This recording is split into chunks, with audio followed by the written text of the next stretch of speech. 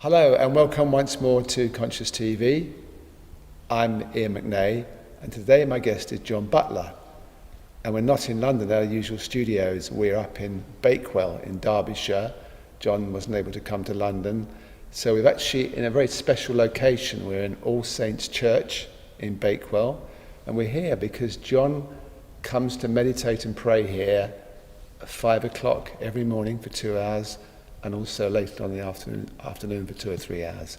So he spends a lot of time here, just in the corner there, which is just off camera. So we heard about John because someone wrote in and told us about him. And he's written 2 books, Wonders of Spiritual Unfoldment, which is 400 pages, and it's a very, very interesting read. And Mystic Approaches.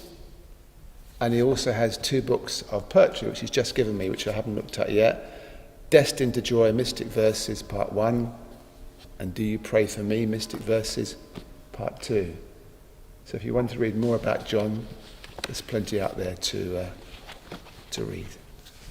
So, John, welcome to Conscious TV. And I'm going to ask you first of all about your father, because he taught you some great things in life, didn't he?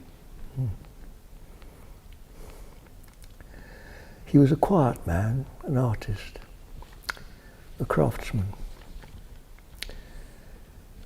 very conscious of his surroundings, a landscape artist mostly at that time. So he taught me to observe nature, to see the beauty of what was in front of me.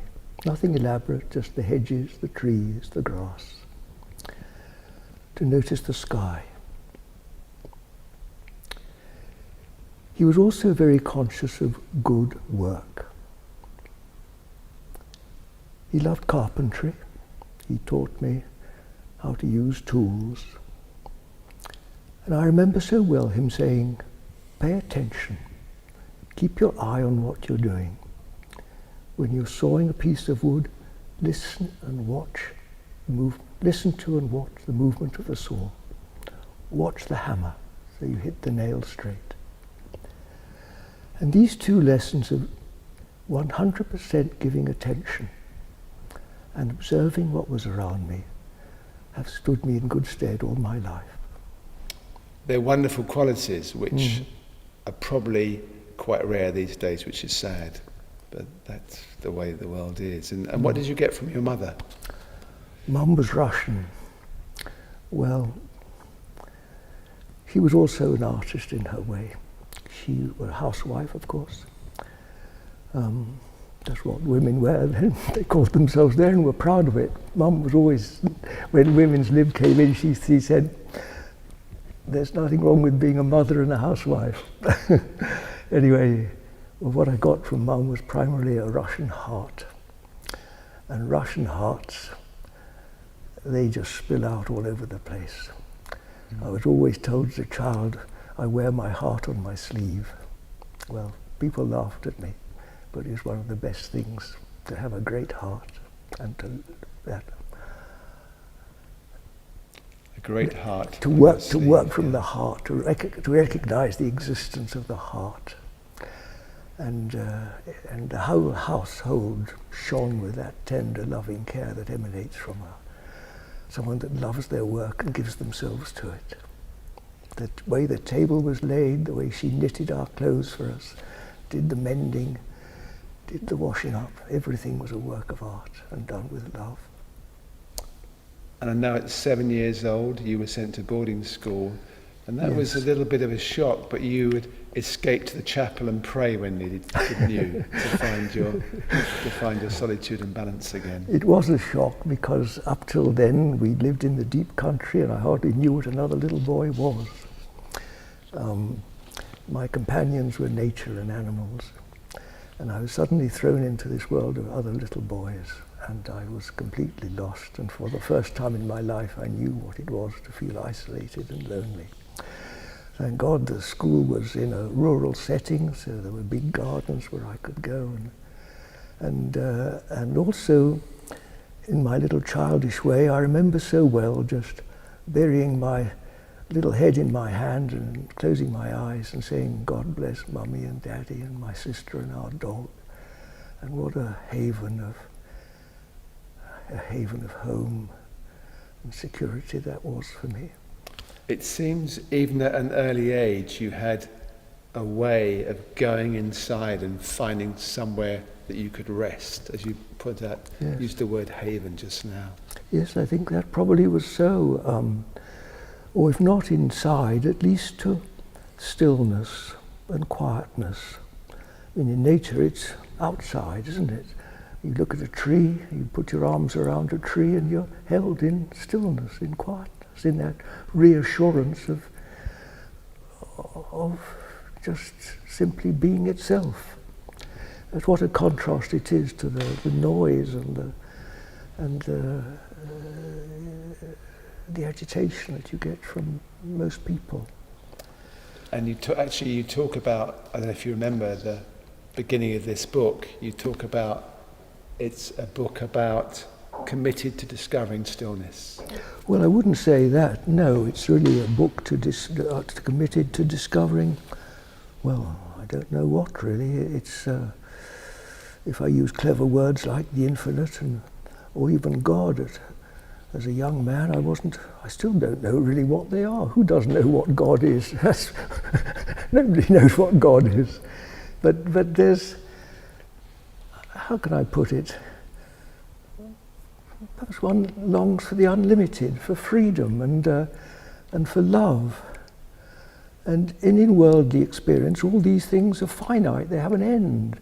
You go out, you discover freedom, go out and climb a mountain, but then you've got to come home again. Love is wonderful in its flowering, but then sooner or later it says no, it has an end. All the things you long for, happiness, it all comes and goes, doesn't it? And I think perhaps I was just greedy. I wanted that which didn't end. But sometimes we need that, you call it greed, that commitment Well, to find, otherwise absolutely. That's the we don't motivation, find. isn't it?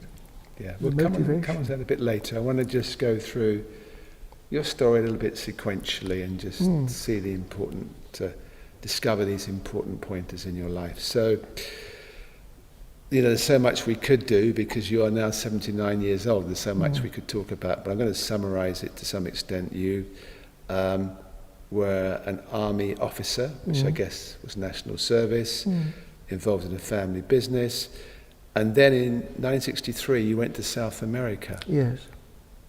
What's the reason you went to South America? Oh, I wanted to make the world a better place. What was your vision of making the world a better place? Well, I was a farmer. I'd loved farming since almost my first breath. I was soaked in farming. I just wanted to be a farmer. It was my overriding sort of dream, really. And I'd spent some time. I'd studied the subject, and it was the time when these charities like Oxfam were just beginning, and so it was sort of the fashionable thing, really, I suppose. I had another mate, and we were going out to Bolivia. We were going to they were giving grants of 1,000 hectares to new settlers who'd go out and grow food for the hungry. So we thought we'd go out and do that. We were young and strong. But my mate didn't come. He met a girl that stayed in England, and I met a Peruvian girl, and her father invited me to go and work for him in Peru, so I did that. But on a big sheep hacienda.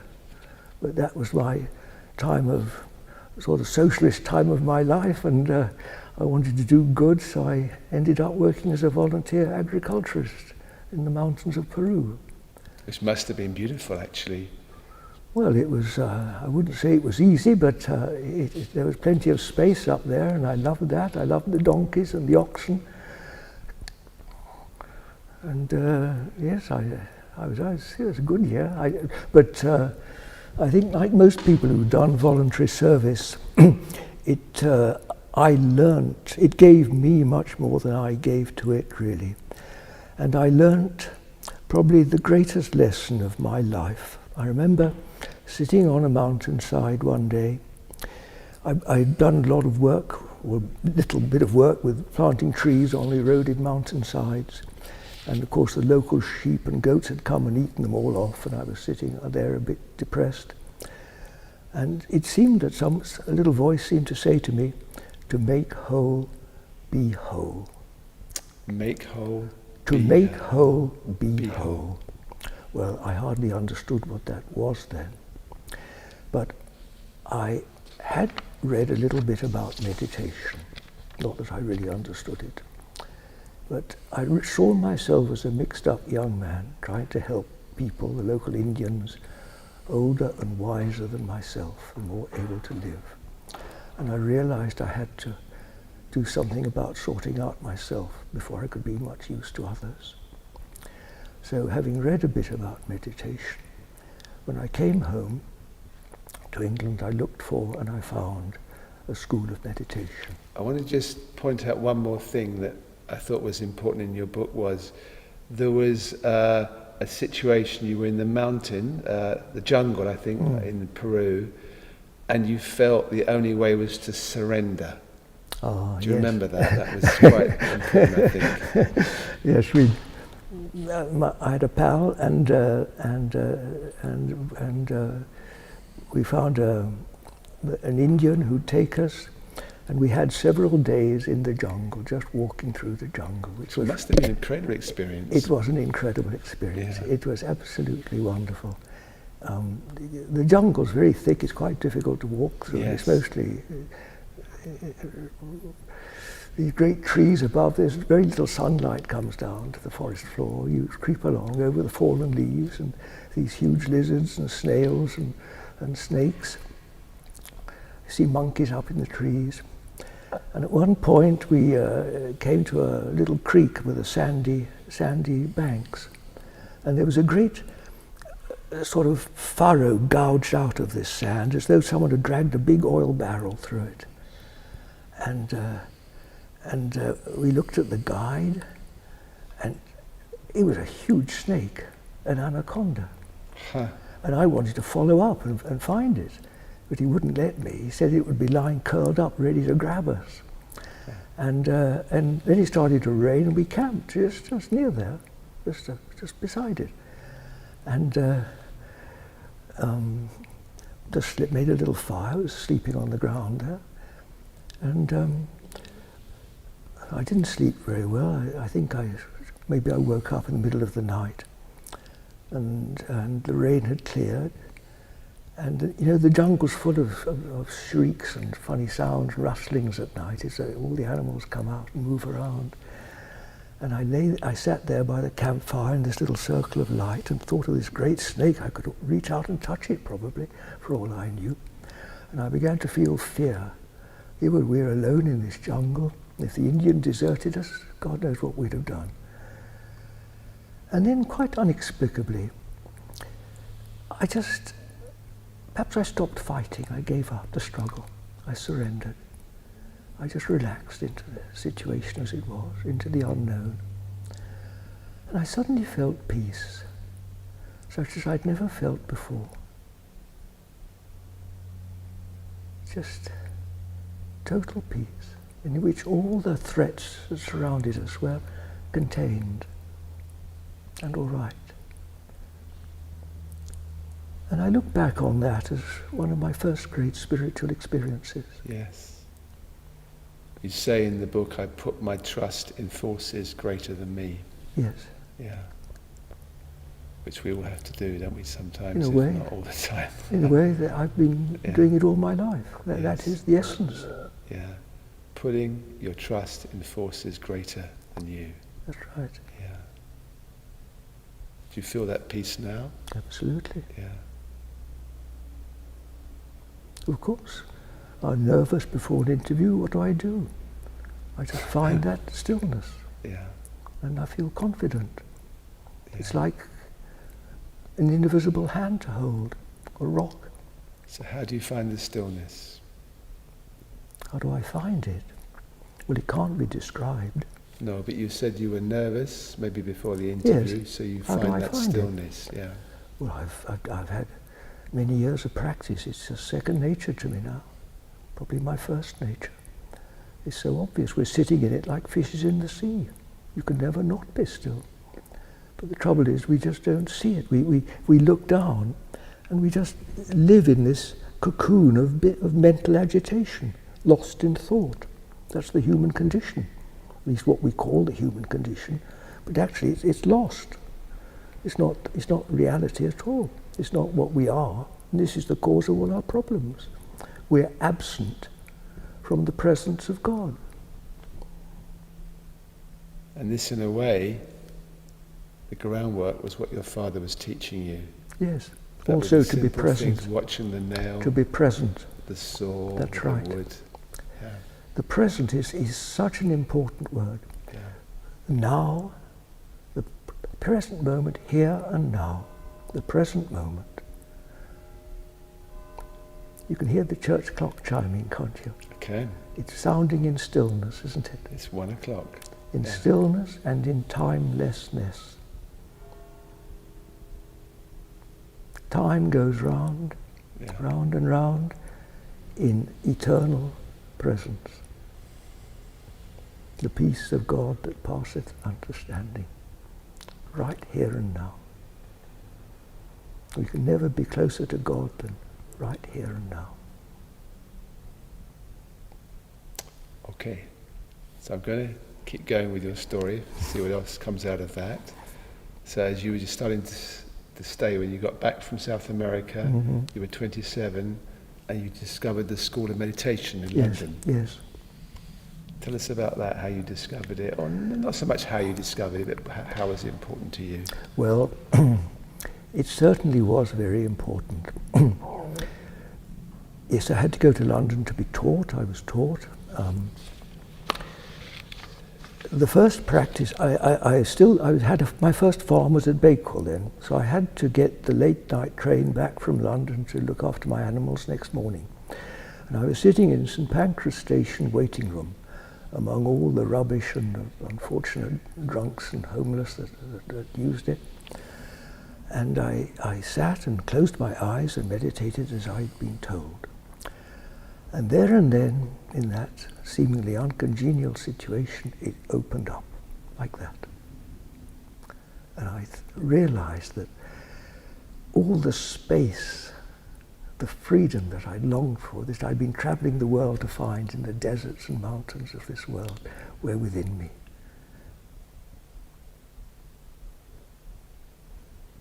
And that discovery, well, it's been going on ever since. Bigger and bigger, greater and greater, better and better. So the discovery was the beginning of something in a way. It was the beginning of realization. Yes. Of course, I had the theory. I was brought up in a Christian school. I had 10 years of compulsory chapel and scripture lessons. I knew a lot of the Bible by heart and the old prayer book. The kingdom of God is within you. I'd learnt that, but what did it mean? I didn't really know. But very soon, in those first few periods of meditation, I realized that there was this dimension that was not of this, or not of what we call this world. There was a further dimension that could be realized. That's the word, realization. You know, the biblical phrase comes alive. The kingdom of God, what does that mean? I don't know, it's difficult to say even now. But it's within you, it really is within. And the peace of God that passes understanding, it's beyond the thinking mind. You don't get it by substituting one thought for another, but by opening up to this dimension of spirit, really. That's what it is. Invisible, you can't describe it. But everybody knows what silence is. No one can describe it. Who knows what silence is? I'm not sure that everyone knows what silence is, actually. They think it's just not hearing any noise. Well, exactly. I think it's... we'll go into more detail later, but I think that it's almost an art to silence somehow. I know you had some, again, important experiences which helped deepen your realization. There was one time when you were, I think, on the underground train in London, where you saw everyone as Jesus. Is that right? Well, I know I used the word when I described it. I'm not sure really what I meant by it. I think the words Jesus and Christ so often get used with very nebulous meaning, and different people, of course, mean it in different ways. But I think how I would describe it now, as far as I remember, it was a realization of this stillness. That this underground carriage was full of this stillness, and within this stillness, the bodies, the personalities, the sounds took place, and actually pervaded everybody. Whether they realized it or not. Oh, absolutely. Yeah. I mean, if you look at people's eyes, every eye shines with more or less light. Even if the eye is very dulled, it's the same light, isn't it? How many lights are there? There's only one light, isn't there? And so it is. There's only one stillness. There's only one spirit. And I think that these first experiences of mine were like that. And for you had another time when I think you were also in London, where even you saw the garbage is beautiful. Yes. Well, again, everything was shining. If it depends what you're focused on. There are levels of consciousness.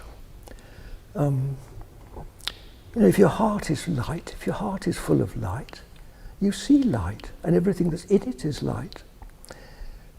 Beauty is in the eye of the beholder, isn't it? If your eye is full of beauty, that's what you see.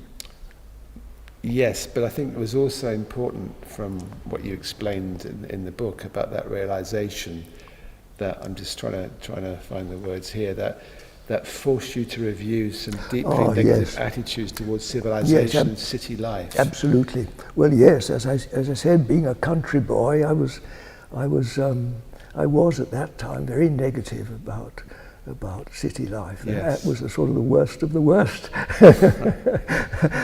We used words like townies to describe those not fortunate enough to live in the country, and civilization was the very, very antithesis of nature. Unnatural, wasn't it? And so these were some of the great lessons I had to overcome, and certainly meditation did help to clear out some of those negative thoughts from my mind. But unfortunately, there are many, many more of them deeply buried inside. It's a long process. It is a long process, and I think that one of the things that comes across, certainly in your book and your story, is this motivation, this determination to keep going. Somehow you didn't give up. And let's go through the story, and we'll kind of come to examples of this. So in your 30s, you actually thought of becoming a monk at one point. You were in and out of monasteries, so you were searching still in the Christian tradition, I guess, there.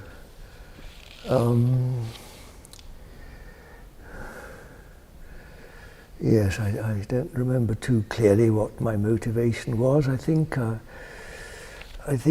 perhaps it was a reaction. I just didn't want to be what most of my contemporaries were. I didn't want to go into business. I didn't want to go into the professions. I didn't. Monastic life seemed to offer an alternative. But that was about the same time that I learnt to meditate. And it certainly raised the question, do I follow this way or the way of meditation? I don't see any conflict now, but then I did. It seemed an either-or situation. By the way, at that time, things have changed a lot in the last 50 or 60 years. The church was really quite suspicious of meditation. It regarded it as something Eastern, which is really very odd, but it did. And I suppose I was caught up in that. But anyway, I decided to stay with meditation because even in those early months I realized, or I felt it was, at least for me, a more effective way of spiritual work. There was also, you say more than once in the book that your two loves at that point were meditation and farming and animals. Yes. And there's a lovely example you gave of, at one point you had to sell your farm and you were quite sad about that. Yes. And you were just sitting, feeling it. And this ram came over to you. Just talk us through what happened there. Excuse me, may I just jump back for a moment to make a little comment about that decision about meditation? The accusation is often made that meditation is a withdrawal from this world. But absolutely on the contrary, the key principle of the method that I taught was that you practice it while living in the world. A monkey's life may possibly be considered a withdrawal from life, from worldly life, but meditation absolutely not. It's the art of finding the eternal in the midst of, in the marketplace, the stillness in the movement. To be, I forget the exact phrase, but to be, I think it's in the world, but not of the absolutely, world. Absolutely, that's the good phrase. In the world, but not of the world, yes. I understand and it's that. utterly practical. Yeah. And it's absolutely not a withdrawal, an opting out of that's a completely different understanding. I've read many things over the years that about monks who've spent years meditating in very confined places like a cave or a monastery, and they come to the city and they're lost. Yes. And what you're saying is that stillness, that presence, it's right in the marketplace in the city. Yes, in the most chaotic imaginable situation. Yes. Yes. God is with us. Yes. I'm going to insist on the story about the ram. Yes, I love I'll come the back story. to that. Yes, so do I. But I think it's one of those wonderful things I've got no explanation for. But at that time, one of the great loves of my life are sheep. I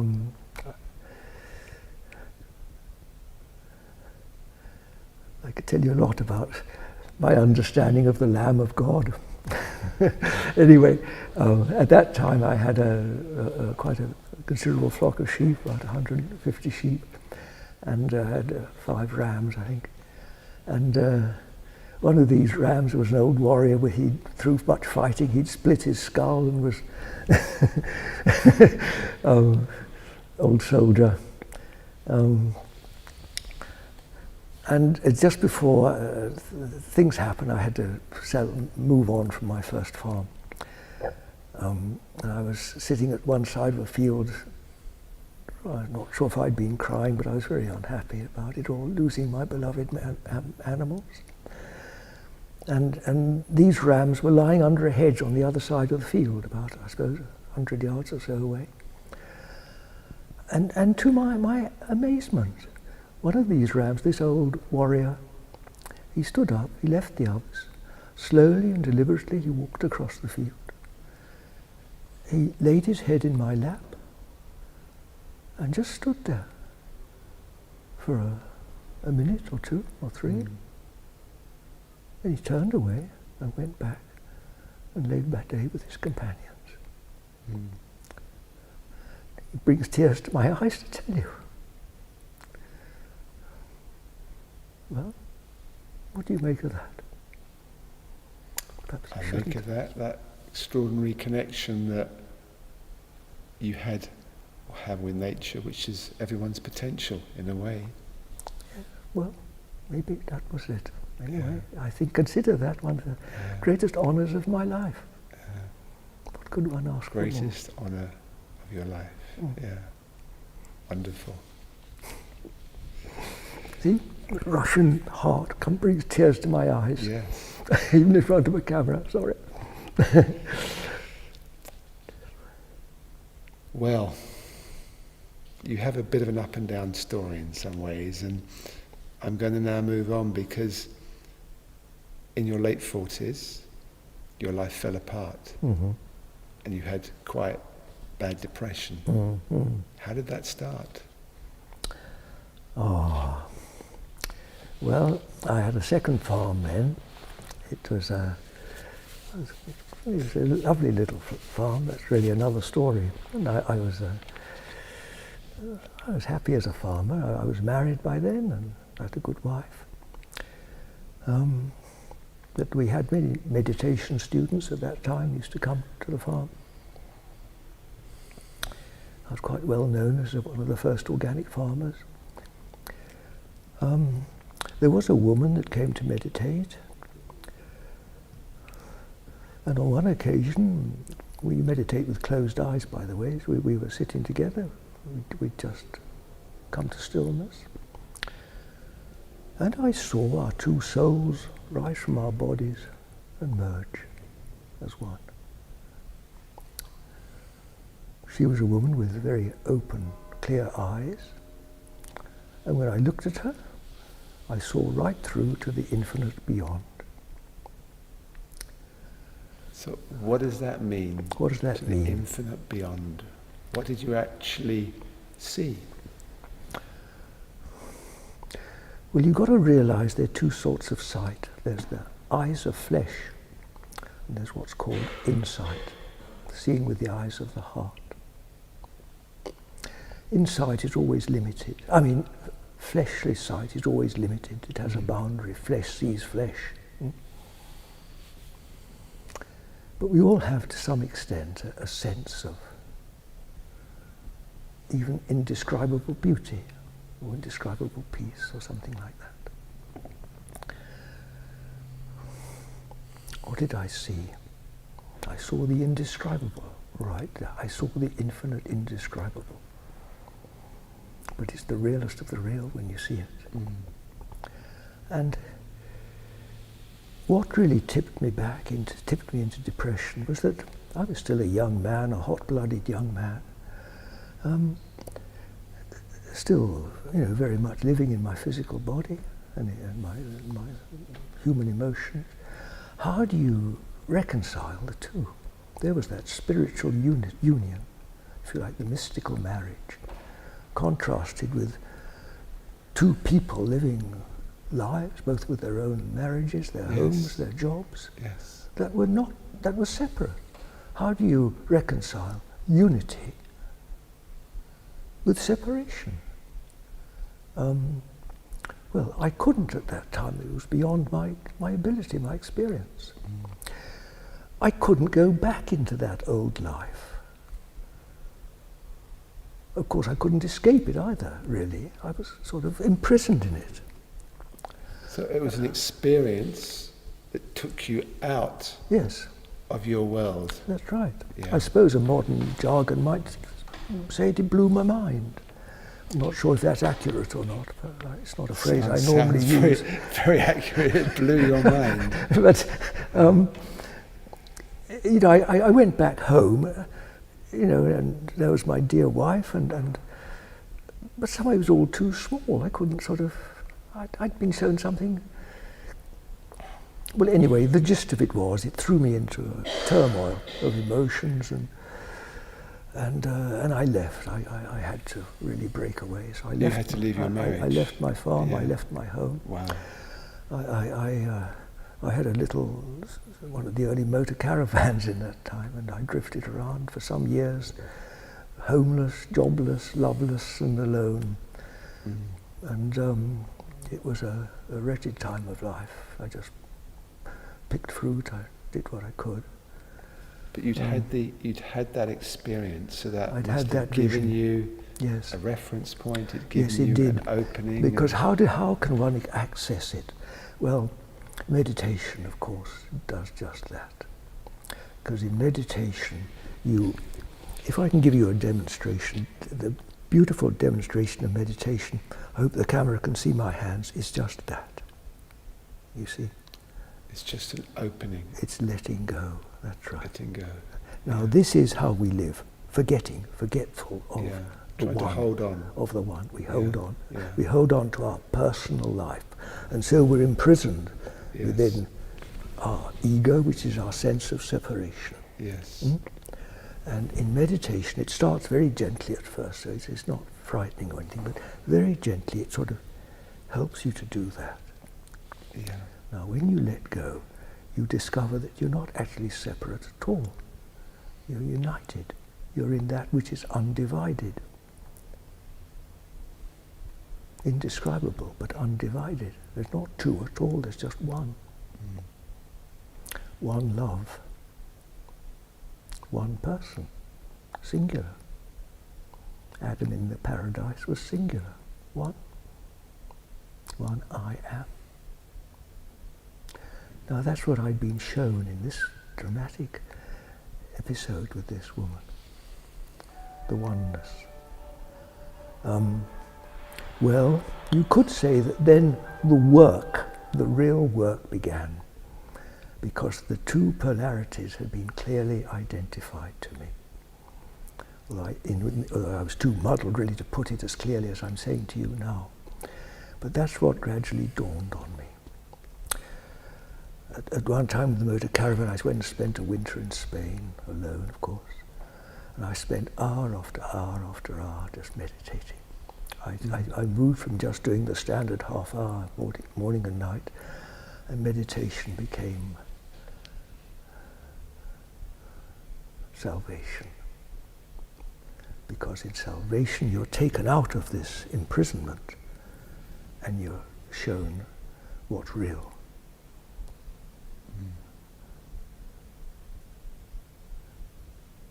You're saved from drowning in this world. Just like St. Peter was walking on water, he was drowning in the world. There was Jesus free beside him. Peter was drowning. He said, "Help me." Jesus said, "What were you frightened about? What were you drowning for? Have faith." Have faith. That's what it's all about. Yeah. And you never stopped having faith, even though it was a difficult time. I don't think I ever did, because Yeah. I had this wonderful practice, and this practice is such a wonderful way of putting it into practice. So twice every day, without fail, and for increasingly lengths of time, I was just surrendering to that total presence, and to that love that has no end, to that love that never says no, to pure total love, which I'd seen in her eyes, you see, and yet the body, of course, said no. In a way, it wasn't to do with her. No, well, she was a portal somehow. The body was a portal, because Yes. that, of course, isn't really what we are. And this is the great discovery, that man is not limited to the flesh. The flesh, as the Bible tells us, it profiteth nothing. Yes. The flesh is just. Look, anything that dies, mortality, the whole world that comes to pass is not what we are. Man is eternal being. Okay, I'm going to go back to your story a little bit, because I think it's important just for people to see that your path wasn't always smooth; it had ups and downs, and how you dealt with the downs. I think is so important, and people somehow they get stuck on having the highs of the. As they see them, the experiences. Yes, exactly. Yes, these practicalities. Yes, of course. When it's discipline that pulls you through, you've just got to keep on practicing. Practice. You were in the motorhome, but you kept the discipline of the meditation. Of meditation, yes. But in a way, it isn't difficult, because it's a way. In a way, it's like, well, it's been described as a trail of grains of sugar.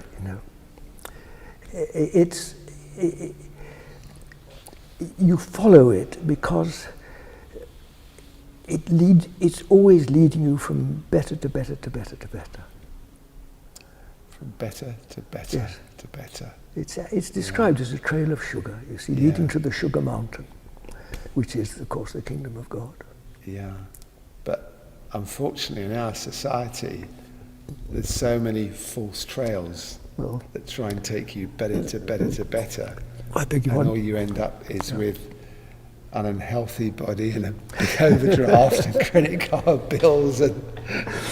Well, that's why it's you know, one of the impediments, one of the things that stops us setting out on the spiritual life is that we're not sufficiently unhappy. We're too content with this sort of compromise with life, with all the little, you know, sandwich bars and baubles that life, you know, offers to us, the comfort of a teddy bear. And, you know, for some people it's not good enough. You want more, you want the real thing. I guess I was one of those people. Yes, but you also had what I would call the taste, not the taste is not a strong enough word, but you had visions in one way. You had big clues, and not everyone has that. Well, yes, that's also true, and am I not blessed? There is a blessing in that. You're absolutely right. You know, yeah. as the Bible tells us, we are saved by grace. And Yeah. what is grace? It's something that comes unseen, unknown. You know, it's like memory. Where does memory come from? Yes. It just comes, doesn't it? I think what we're going to do is we're going to do a part 2 in this interview because we have about 10 minutes left, and so we'll keep going, and there'll be a part 2. So what happened next was in 1988 you went to Africa for a time. Yes, I was offered a job out in Africa, South Africa. I went out there, but the job didn't work out. So after some time, I hired a little car, and I just drove off. I didn't really have a plan. I didn't even have a proper map, but I just followed the road, and it all unfolded in front of me. I slept in the back of the car, or out on the ground, under the stars. I absolutely loved it. The space, the glorious space, and I never went to any big towns, the little ones. I just bought what I had to buy and got out into the open again. I just found the big empty spaces on the map and I went there. And yes, you come across in the book that it comes across that you're always drawn, as you say, to wide open, yes. preferably wild places. Yes. And but for that time, but for the wind, there was utter silences that yes. you'd never known before. Yes. There was no place for your depression anymore. No, I suppose no, out there I think I was so thrilled by it. So utter silence. Yes, so I just couldn't get enough of space and silence. I've always loved space. Yes. Space and silence. They're just natural to me. I belong there. That's where I feel at home. But it seems to me that is kind of what you've told us so far about your life. It's like there's almost this dance of space, and it's you're drawn to the space on the outside. You recognise the real space is primarily on the inside. Mm-hmm. And you're in Africa, and you're still, of course, completely attracted to the stillness of the space. Mm-hmm. Nothing around for yes. miles and miles and miles. Yes, yes. I absolutely loved that. When I was a boy at school, my favourite picture was of a cowboy riding up to the crest of a hill with the caption, "Don't fence me in." I loved that phrase. And Africa was, it was in that sense. Yes, and then I went on, and I was in the Kalahari in the Namibian desert, and that, I just loved it. It always sort of seemed to me obvious why the early Christians, why men of prayer went to the desert, and then I experienced it for myself, and it's just all so obvious there. It's all just before you, the infinite, and you're nothing. You're just taken into the immensity of what's there. Because you talk in the book about there, when you're in Africa, the absence of subject-object relationships. Yes. All so that just dies away. It's not you and the other. No. It's just the one. That's all that dies away. All the personality is just nothing. Yes, yeah. The me, the John Batler, is just You forget about it. It's just nothing. Yeah. Yeah. And of course, you came back from Africa. Yes. To England. What happened then? Well, you can imagine just the opposite. Getting back to well, I had to get back into John Batler again, or what the world considered that to be. And you found it tough again, didn't you? Well, I'd lost my job as a farmer. I was desperate to find some sort of work, and but what on earth could I do? I wrote a CV at that time, and I remember more or less what I wrote. I wrote something about, I knew something about freedom, and therefore I could help others to freedom. And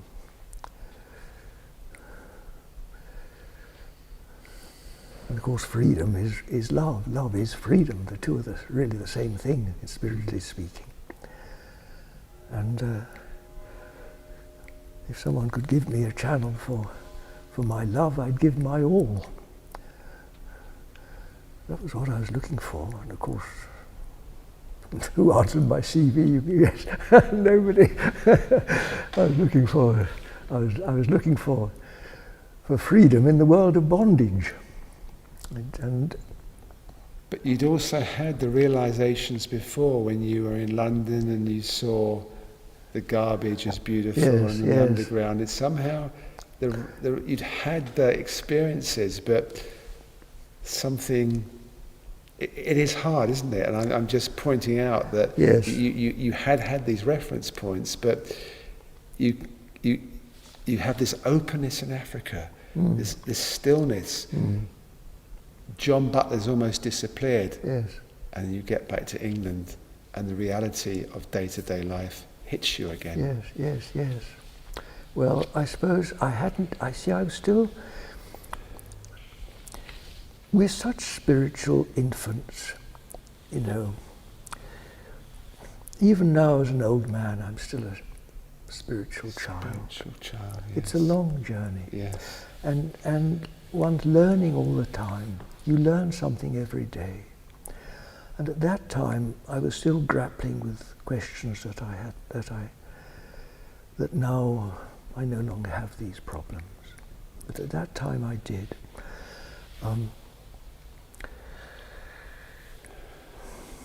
You see, just to kind of, I just wanted people to understand where you really were. You said again you fell into personal desire. You had to deal with what you call the cancerous root of egoism by exposing it bit by bit. How did you expose it bit by bit, that cancerous root of egoism? Yes, that's a good phrase. How did I deal with it? Well, indeed.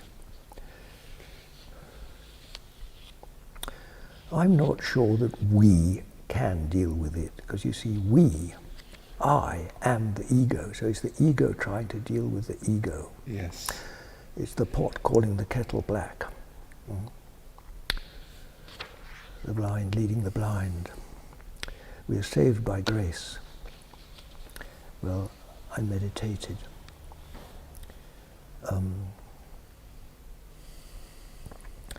At that time, I met a teacher, a young man, and I looked in his eyes and I had that same experience of seeing the infinite beyond. You had with that woman? Freedom, yes.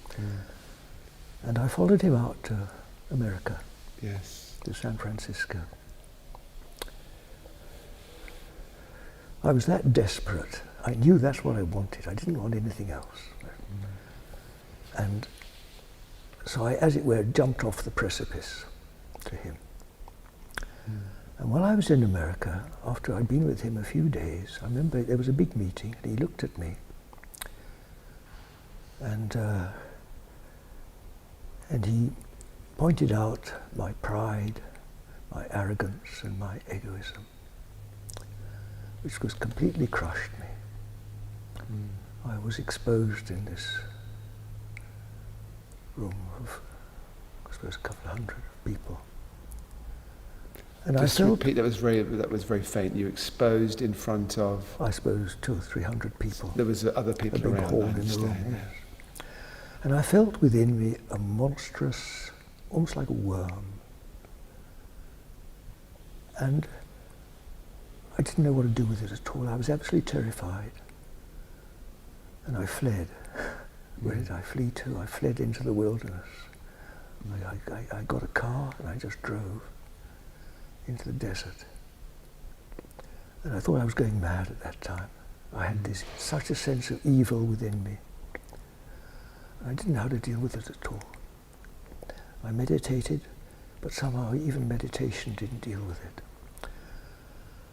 And fearing I was really going to lose my wits, I took a job as a cook in a funny little motel gas station, and I worked in the kitchen there,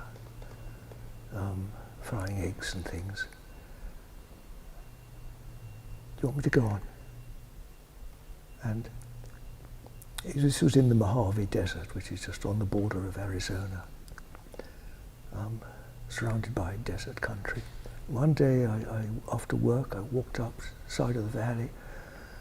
There was this little motel, was a little spot down in the bottom of the valley. I sat on a rock, and I think I put my head in my hands, and I think I just was finished then.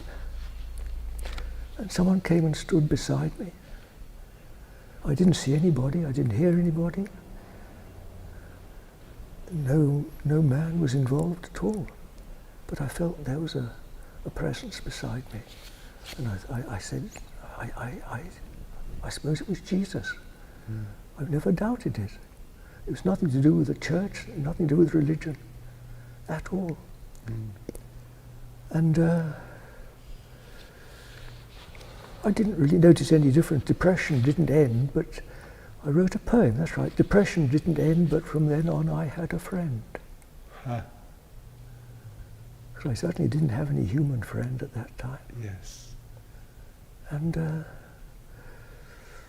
then a few more months passed, and I ended this job with a pocket full of money, so once more I hired a car and had a wonderful time exploring the western states, the cowboy country, and more animals, and more beloved prairie. Then I came home, and once again back in this awful abyss of not knowing what to do. I just want to, so we have to finish, let's call this part one in a couple of minutes, but so what the breakthrough was for you was the appearance of what you felt might have been, could be Jesus. It was about having a companion, a friend, a support, a guide. Is that, am I using the right words I here? think you're making too much of it. Okay. I wouldn't use any of those words. It was less defined. It was Yes. very undefined.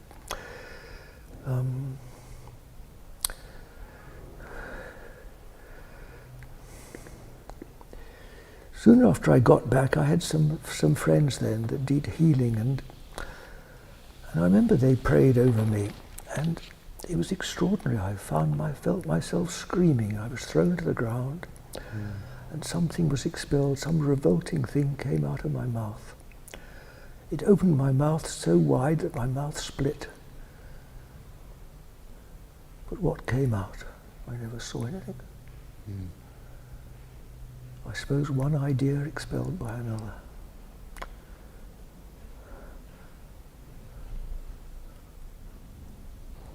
And just before that happened, actually, I'd gone into a job centre, and I was invited to an open day, and I was invited to go to Nottingham University to study Russian as a very mature student. Okay, we're going to stop there because that's a great start for part two. So, thank you very much for doing part one. Thank you everyone for watching part one here with John, and we'll see you again for part two.